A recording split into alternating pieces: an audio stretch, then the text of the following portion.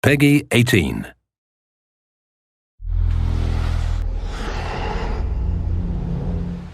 Hi, my name is Ashraf Ismail, Game Director of Assassin's Creed 4 Black Flag, and I'm very proud to be showing off the Caribbean open world. Here, we're going to start with Edward. After completing a few missions, he's met up with the assassins, but he's not yet bought into the creed, so he still has this selfish need for fame and fortune. Edward is one of the most unique characters we've created for the Assassin's Creed universe. He is a man who is still trying to figure out who he is in life and what he wants to get out of it. At this point in the story, he still wants that fame, so one way to get it is to complete these assassination contracts. This is a way to make money and to gain a bit of notoriety. So here we go. We have 2 targets to take out, 2 Templar brothers. So we're going to accept the contract, and the world map is going to show us where this contract takes place. So we see here that the contract is actually very close to us. It starts in the village we're in, but as we zoom out, we want to show you the world that we have. Many locations, over 50 locations, centered by Cuba, the Bahamas, and Florida up north. This is a massive world. There's a lot to find and do in this Caribbean Sea. But now we'll get back to the Fisherman Village and go after our targets. The Fisherman Village, it's one type of location in this world. It's really here as a convenience to the player. This is where you can start missions, where you can shop to upgrade Edward and the Jackdaw itself. It's really about the mood and the ambiance of the Caribbean Sea. In the distance, we have a tavern that we're approaching.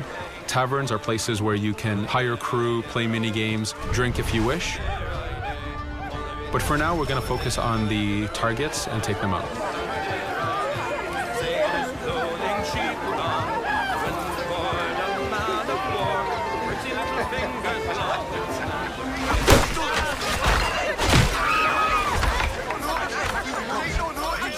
Now that we've taken out one brother, the other one's going to bolt. Just like classic ACs, we can chase him down and take him out that way, but there's many ways to complete this contract. We can use the new free aim system to shoot him this way, to eliminate him that way. We can jump onto the ship and take him out with his crew, but instead we're going to let him escape into the sea and follow him with the Jackdaw. This is your ship. This is the second main character of the game. You're going to have to customize and upgrade the ship as you go on this journey with Edward.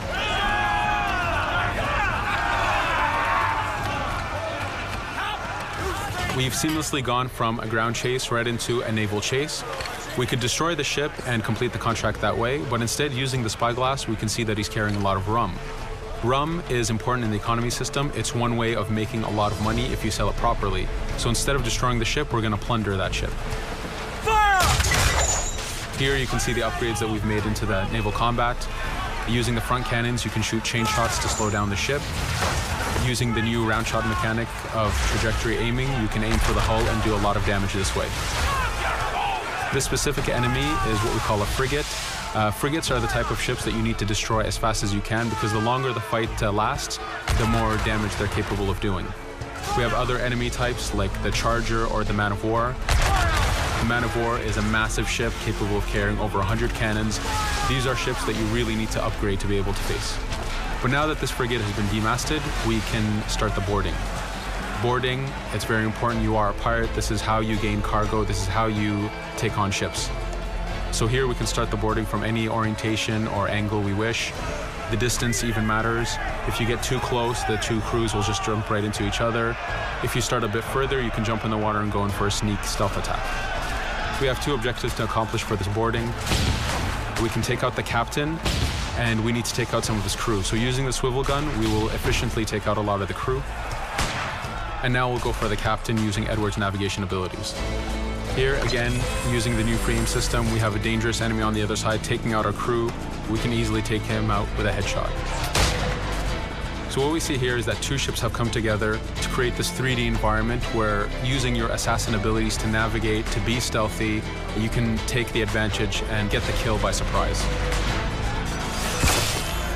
Now that we've taken out the captain, we still need to take out a few of the crew members to complete this boarding. Now that we've plundered the ship, we're going to gain that rum that we saw earlier, but we're also going to gain ammo and crew members and some gold. With every boarding, there's 3 options that you can do with that ship. You can gain crew members, you can send the ship to your fleet if you wish, or you can salvage a ship to repair the Jackdaw if you took too much damage in the fight. In this case, since we did well, we're going to send the ship to our fleet. Now that we're back in the Caribbean Sea, we needed to make sure that every minute something is being advertised to the player, something new for the player to do. In this case, we have this uncharted location. These are what we call playas. We have over 75 of these in the Caribbean world. Every playa has something very important for the player to find, something that will help in upgrading Edward or the Jackdaw. So it's in your advantage to explore these locations.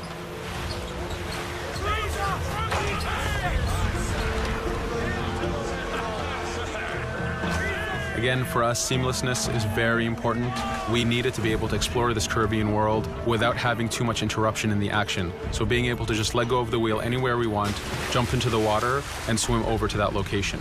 This is very important for the mood and the immersiveness of this Caribbean open world. Here, as we get on the playa, in the distance we can see that there's a faction battle, but closer to us we can see that there's this poor drunken sailor who's passed away. But being a pirate, of course, we're going to loot his body and see what he has for us.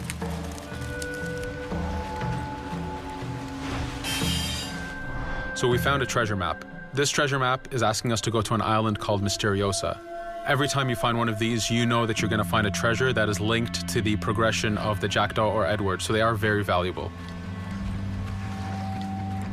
Here we're going to take a look at that faction battle. We have a British ship facing off against a Spanish ship. We could jump in and take advantage of this opportunity, allowing each ship to weaken the other and for us to plunder both. But now we're going to make our way back to the Jackdaw. Again, this is the second main character of the game. There's a lot of customization and a lot of upgrading to do on the Jackdaw. You can upgrade all the weapons to fit the playstyle you wish. Now, as we get onto the Jackdaw, we can see that the crew is cheering for us. Edward has a really close relationship with his first mate, Adewale, standing right there, and with his crew. And this is something that you'll see later in the demo, that we can lose and gain crew members. Again, using the spyglass, we can really see the contents of a ship, but you can also assess the danger and threat level of these ships. But for now, we're going to continue to Misteriosa to find that treasure. Here we've crossed into a harpooning zone. The harpooning system is connected to the hunting system, which is used for upgrading Edward himself. So you can upgrade the number of weapons he carries, the ammo that you can carry, and even his health. But for now, we've moved past that zone and we've got into a storm. Storms are very dangerous. If you're not careful, if you don't know how to navigate a storm, you will take damage to your ship and you will lose crew members. In the distance, we can see a water spout. This is a tornado in the ocean. These are very dangerous. They can suck you in, and when they do, they tear the ship apart and take out your crew. Here we can see its effect on a ship. This poor ship got sucked in and got destroyed. Storms are very dangerous, but we wanted the player to take advantage of this. When you've mastered a storm, when you know how these systems work, you can pull enemies into a storm and let the storm do damage for you. So there is a strategic element to using a storm in the world.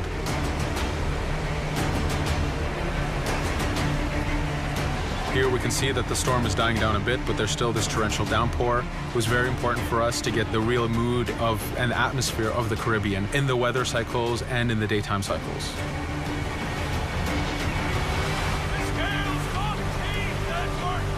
But here, since we've survived the storm, did pretty well, let's order our crew to sing. Sea shanties are a part of this game. It's a collectible that you can find in the world. So the more you find, the bigger playlist you have for your crew.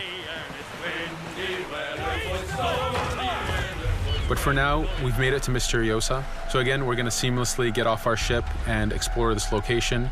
Misteriosa is a Mayan ruin. Mayan ruins are heavy with stealth and navigation capacities. There's a lot of treasures and hidden discoveries to be found in these locations.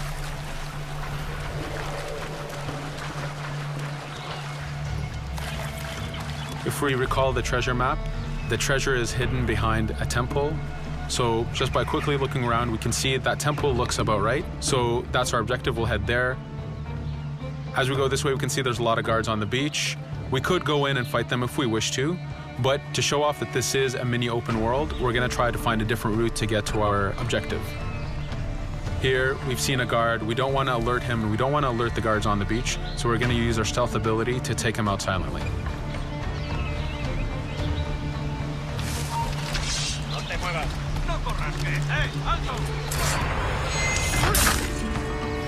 With AC3, we were able to push the navigation in the frontier, which means using natural environments like trees and rocks and so on. Mayan ruins are the perfect place where we mix man-made structures and these natural environments. So you really get to feel how far the navigation abilities of the assassin have come since the original game. In the distance there, we can see another part of the island being blocked off by a patrol of guards. We're going to avoid it for now and go for that treasure.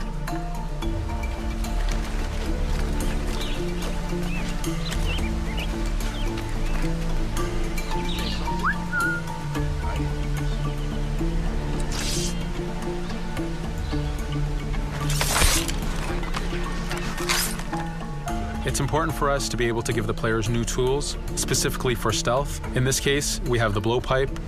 Using the berserk darts, you make your enemies go crazy. Effectively, this means that they'll attack anything and everything in sight, including their own friends, animals, or Edward if he was in the way. So you do have to be careful with how you use it. But now that we've caused a distraction, if we happen to fall down there, at least there's already a bit of damage done for us. But using our navigation skills, we're able to get past that area without any trouble. There in the distance, you can see the jackdaw placed exactly where you left it when you got onto this location. It's really important for us to show the beauty of this Caribbean world. The Caribbean has some amazing vistas, and we pushed ourselves to replicate this in the game.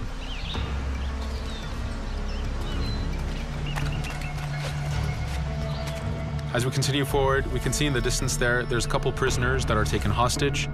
This is a scenario that you need to use stealth. If you're detected by those guards, they will kill the hostages.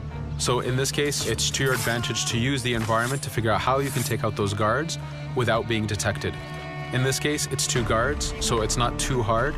There are other scenarios where you have more guards and you have to figure out how you can take all of them out at the same time. Now that we've freed these prisoners, they are more than happy to join our crew. This is just one way of gaining crew members. As mentioned earlier, there's the taverns. There's actually many different setups of gaining crew.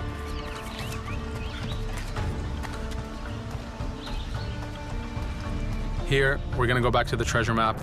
We can see that the treasure is actually behind the temple near a fountain. So if we just look around, we can see that it's around here.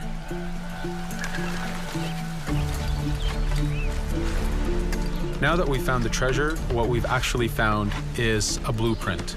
Blueprints are incredibly valuable for the upgrading of the jackdaw. This is how you can upgrade the biggest and most devastating upgrades of the ship. So here we're approaching a reach high point. Just like classic ACs, synchronizing with the reach high point reveals the contents of a location and the map itself. But as an added feature, because this game world is so huge, there are many different locations, this also becomes a fast travel point. So now you can, by synchronizing, now you can come back here anytime you wish to collect those treasures that we passed up a bit earlier. Here we've reached the end of the demo. This was a tease of the open world that we have. We're very excited to be able to show off this game and to let you play it very soon. Thank you for joining us.